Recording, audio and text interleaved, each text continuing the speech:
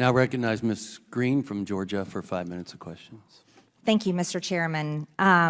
In 2012, 6 miners working in a bat-infested mine in southern China caught a coronavirus, had symptoms like COVID-19, and 3 died. But we didn't see a worldwide pandemic. We didn't see millions of people die. We didn't see governments shut down their economies, take away freedoms such as speech, freedom of religion, freedom basically to work a job and support our families. After that, samples of that virus were taken to the Wuhan Institute of Virology, the only biosafety level 4 lab in China. The Wuhan Institute of Virology did gain-of-function research on these samples and other samples of coronaviruses. In autumn of 2019, the SARS-CoV-2 virus appeared in Wuhan, the closest known relative to the virus extracted from the miners held at the Wuhan Institute of Virology. Even early in the outbreak, the virus was well adapted to human transmission. Wuhan authorities worked to silence dissenters and those affiliated in the Wuhan Institute of Virology. The CCP authorities lobbied the WHO to announce an international emergency and blocked scientific investigations access into the Wuhan Institute of Virology. Here's what's interesting. Chinese military major General Chen Wei was put in charge of containment of COVID-19.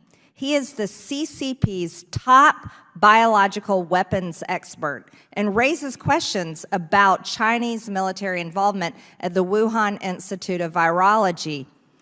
Dr. Gary, Dr. Anderson, I'll ask each of you one at a time. Why would they put the top biological weapons expert in charge of containment of a virus that was very similar to the one that a few miners caught in 2012, that, by the way, didn't turn into a pandemic? Why would China put their top biological weapons expert in charge instead of just another virologist? Dr. Gary? Representative Greene, I don't have any idea.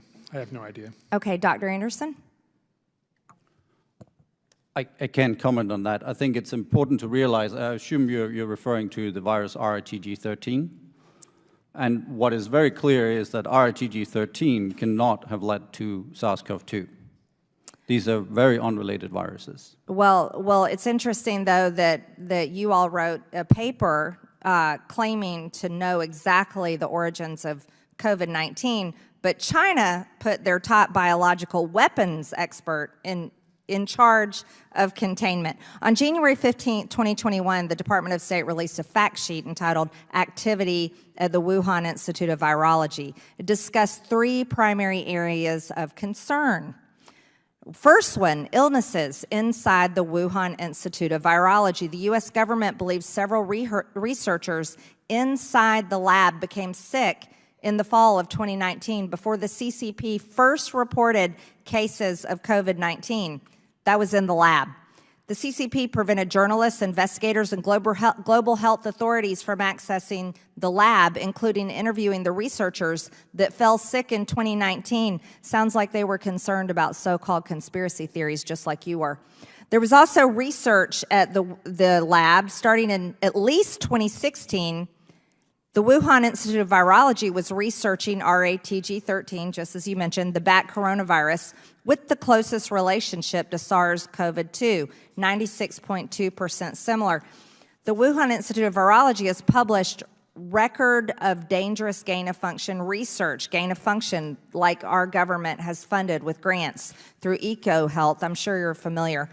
There's secret military activity at the lab. The U.S. government determined that the lab collaborated on publications and secret projects with the CCP military since at least 2017. Perhaps that's why they put their top biological weapons expert in charge of containment, because they were very aware of the type of research that was going on at the lab, where people that worked at the lab got sick with COVID-19 first. But you guys think this came from nature. Do you still believe it came from nature, Dr. Gary, Dr. Anderson?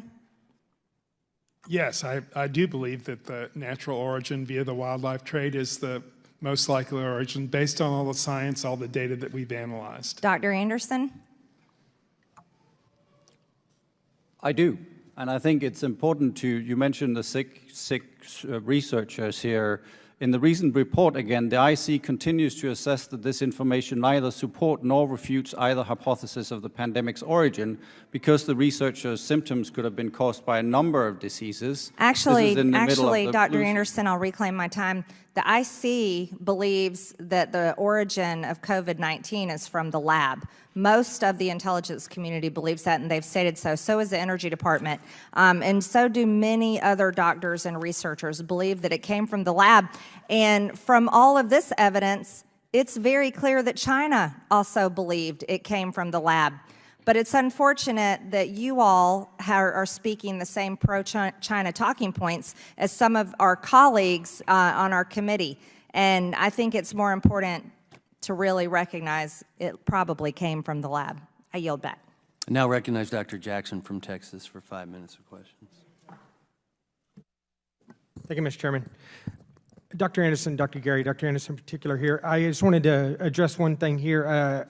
To start with, I know this has been mentioned again, but I just want to reiterate this. You emailed Dr. Fauci prior to the February 1st call, and you said, quote, "The unusual features of the virus make up a really small part of the genome," end quote. And then you went on to say, "After discussions earlier today, Eddie, Bob, Mike, and myself all find the genome inconsistent with expectations from evolutionary theory."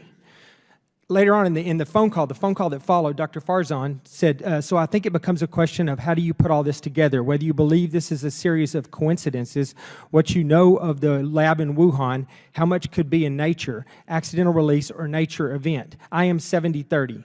Dr. Gary, you stated, I really can't think of a plausible natural scenario where you get from the bat virus to one very similar to it, to where you insert exactly 4 amino acids, 12 nucleotides that all have to be added at the exact same time to gain this function. I just can't figure out how this gets accomplished in nature. It's stunning," you said. All right. Nevertheless, 3 days later, and I cleared this up in the hearing, so thank you. I thought this was the initial release of proximal origins, but it wasn't. But nevertheless, 4 days later, I have this email here, and it's been mentioned already by one of my colleagues here, but I just want to reiterate it again. This is an email on February the 4th that was initiated, at least what I have here, by Dr. Holmes, who I wish was here so he could answer a couple of questions I have about this email. But it says, it's addressed to Jeremy Farrar, and it says, "Here is a summary so far. Will be edited further. It's fundamental science and completely neutral as written. Did not mention other anomalies, as this will make us look like loons." I have no idea what that means. I'd love to find out, but he's not here to answer that question. It was replied to by Dr. Farrar, who also CC'd Dr. Fauci and Dr. Collins, and said, "Please treat in confidence a very rough first draft from Eddie and the team. They will send on an edited, cleaner version later." Dr. Francis Collins replied, "Very thoughtful analysis," and then Dr. Jeremy Farrar replied with something which I don't know what it is, because the vast majority of every bit of his response is redacted out, so I don't know exactly what that was. But my question was, is during, you've cleared up that this was not the initial draft of proximal origins, that this was a response email or a follow-up draft report, or whatever you want to call it, in response to the phone call that took place on February the 1st.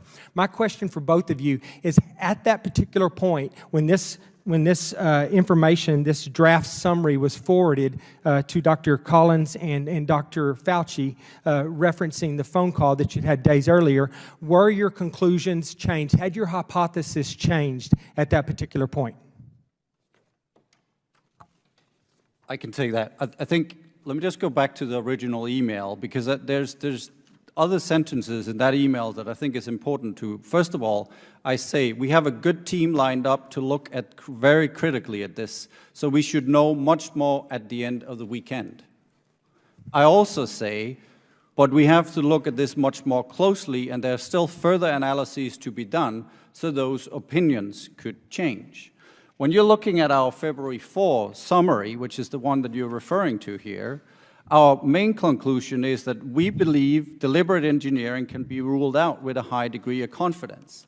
However, referring to both lab leaks, specifically the tissue culture hypothesis that we describe in proximal origin, our conclusion at the time of February 4th is that current data are consistent with all three. It is currently impossible to prove or disprove either. Okay, Dr. Gary, what about you? Because you specifically said, I mean, you know, Dr. Anderson says he doesn't believe it was engineered, but he said he hadn't ruled out a lab leak in that particular thing. Dr. Gary, you specifically said that, you know, you find it completely stunning and implausible that this, you know, that you were insert 4 amino acids and 12 nucleotides, all that have to be at exact same time to gain this function. That sounds like engineering to me. Well, again, Representative Jackson, I think I started to or tried to address this before. That was a single email out of a lot of communications that I was having with people like Dr. Anderson and others. And in that particular email, I was, you know, raising my concern about this one. Let me ask this real quick. You reiterated, you did explain that. Let me just ask you guys real quick. So you're telling me that, like, you know, and this was the actual first publication of proximal origin was published on February 16, 2020. It was posted on the website Virological. So from February 1st to February 16th, are you telling me that you gathered all of this? You gathered all of this additional information, because we know what your initial hypothesis was, or your initial conclusions were to start with before. You gathered every bit of this new additional information, which we don't know exactly what it was or where it came from. You completely changed your hypothesis. You collaborated with your co-authors, and you wrote the proximal origins paper all in that period of time. I just want to know, my time's up, but I just want you to know that sounds completely ridiculous to the American people, and it's completely in step with what a lot of people think is going on here, is that Dr. Anthony Fauci and Francis Collin realized that they had been implicated in the production or in the creation of this virus, and they were doing everything they could, including getting both of you to come on board as tools or vehicles to undermine that theory. Thank you. My time is up. Now recognize Dr. McCormick from Georgia for 5 minutes of questions. Thank you, Mr. Chair.